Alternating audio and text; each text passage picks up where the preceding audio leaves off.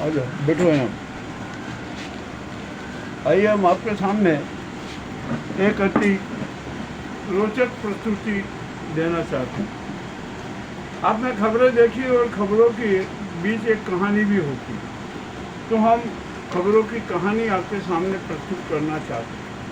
मामला अति रोचक है और बड़ा विचित्र मामला। ड्रग क्षेत्र में घाटी खेड़ी एक गांव है,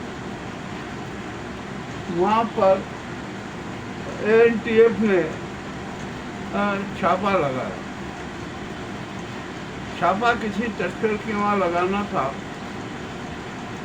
तस्कर मिला नहीं मिला, भाग गया, क्या हुआ क्या नहीं हुआ, उसको पूर्व सूचना मिली तो एनटीएफ की असफलता सामने नजर आई।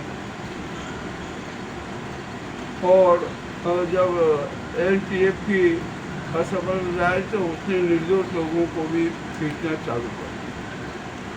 उसी के क्रम में एक जो समाज सेवी, उसका नाम आरिफ खान है, उसकी भी पीट कर खूब पीटा, इतना पीटा कि हद से ज़्यादा, और वो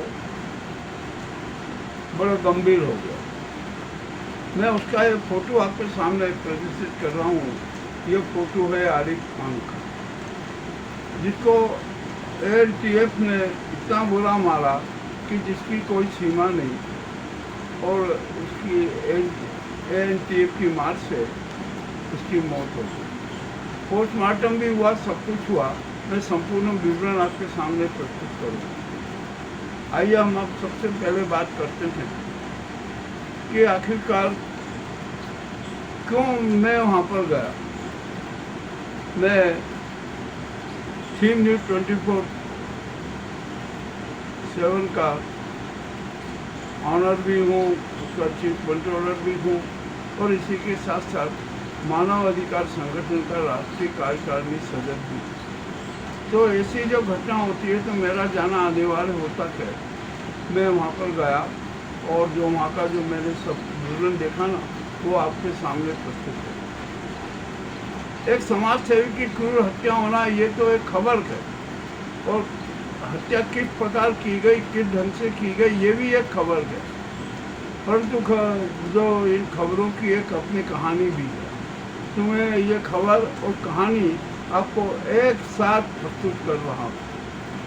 मामला अति रोचक है। हुआ यह कि दिनांक 9 मई 2026 को ड्रग क्षेत्र के घाटाखाली क्षेत्र में एटीएनएफ की संयुक्त टीम, जिसमें कोटा की है, जयपुर की है और सब अन्यों की है, उसने छापा मारा। वह सुबह 6 बजे और 6:30 के बीच में छापा मारने गए। जिस तस्कर की उन्हें तलाश थी, जिसका नाम लियाकत है, वो एनटीएफ को मिला नहीं। अब मिला नहीं कि वो एनटीएफ के सामने से ही भाग गया, क्या हुआ इसका कुछ भी कोई प्रमाण नहीं मिला। और क्या है क्या नहीं है, ये मामला बड़ा रोचक। इसी बीच क्या हुआ कि जो समाज सेवी आरिफ खान है ना, वो अपने साथियों के साथ हमेशा नियमित मॉर्निंग वॉक पे जाते थे, दौड़ लगाते हुए जाते थे, और उनका जो खेत है वहाँ खेत कट जाते। तो एनटीएफ ने क्या सोचा कि अरे यही लियाकत है, और ये भाग रहा अपने साथियों के साथ। तो उसने उनकी जो आरिफ खान के पर और उनके साथियों पर बेरहमी से पिटाई शुरू कर। इस पिटाई में आरिफ खान को ज़्यादा पीटा गया। उसके 1-2 साथियों, किसी का हाथ तोड़ दिया, किसी का ये सब कुछ किया गया। मामला बड़ा रोचक। अब जब आरिफ खान पुलिस एनटीएफ की मार से अचेत हो गए, तो एनटीएफ ने एक बयान जारी किया। और वो बयान ये किया कि हमें एक खेत में लाश मिली है, और वो लाश के लिए हम यहाँ पर आए, देख रहे हैं क्या है क्या नहीं है। और जो आरिफ खान को झालावाड़ के लिए रेफर कर। जब आरिफ खान को झालावाड़ रेफर किया तो वो खुद थोड़ा चलते चलते गए। बाद में उपचार के दौरान उनकी मौत हो गई। और मौत की खबर भी आई जैसे ही, तो बड़ों क्षेत्र और अन्य क्षेत्रों में भारी भीड़ जमा हो गई और उसने चक्का जाम कर दिया। चक्का जाम की सूचना मिलते ही स्थिति और गंभीर होती गई। तो इसकी सूचना पुलिस कप्तान झालावाड़ को दी गई, जिनका नाम है अमित कुमार सिंह। वे बहुत अच्छे व्यक्ति हैं। उन्होंने स्थिति को गंभीरता से देखा और गंभीरता से जानने के लिए वे स्वयं घटना स्थल पर मौजूद हुए। घटना स्थल पर जैसे ही मौजूद हुए तो उन्होंने दिवंगत के प्रति अपनी संवेदना जताई और सामाजिक न्याय का पूरा आश्वासन दिया। तो उन्होंने कोरा आश्वासन नहीं दिया, उन्होंने उसको मूर्त रूप में भी दिया। अब हुआ क्या कि जब आरिफ खान का पोस्टमार्टम होना था तो उन्होंने पुलिस को यह प्रकरण नहीं दिया। उन्होंने कहा कि नहीं, मैं पुलिस को प्रकरण नहीं देता हूँ, यदि पुलिस को प्रकरण दूंगा तो पुलिस लिपापोती कर देगी।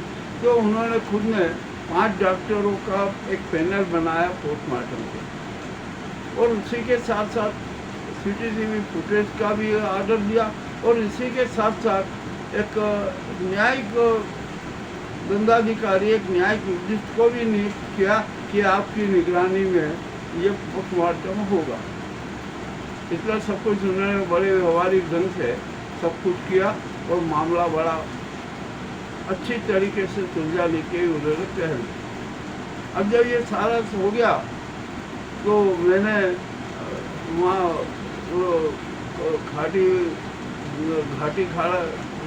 खाड़ी जाने के पहले बड़ौदा अन्य क्षेत्र से लोगों से चर्चाएं की कि भैया आरिफ खान का रिकॉर्ड तो बताइए, क्या है क्या नहीं है। तो मुझे तो एक भी आदमी ऐसा नहीं मिला कि जिसने उनकी कोई शिकायत की हो। सबने बोला नहीं साहब, बहुत बड़ा समाज सेवी है, गरीबों का मददगार है, सबकी सेवा करता है, मदद करता है, हर तरीके से सबके साथ खड़ा रहता है। फिर मैंने थोड़ा आपराधिक रिकॉर्ड का पूछा, उनका कि उसका कोई आपराधिक रिकॉर्ड नहीं है। अब ये मामला बड़ा रोचक हो गया।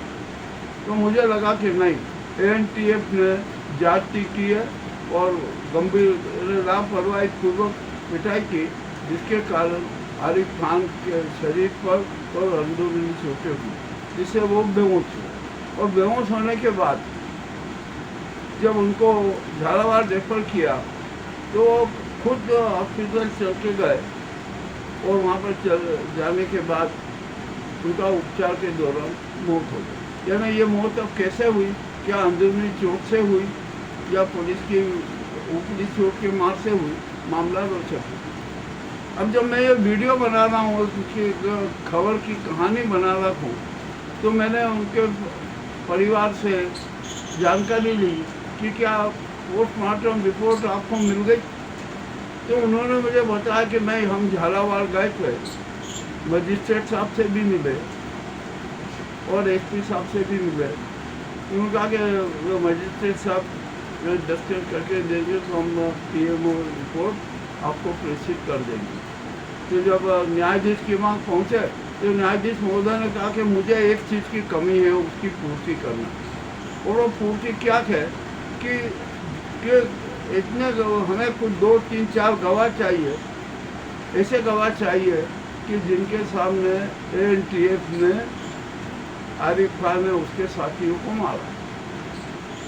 उन्होंने कहा आप, और इसके लिए 1 जून गवाह की गवाही के लिए 1 जून की तारीख निर्धारित की।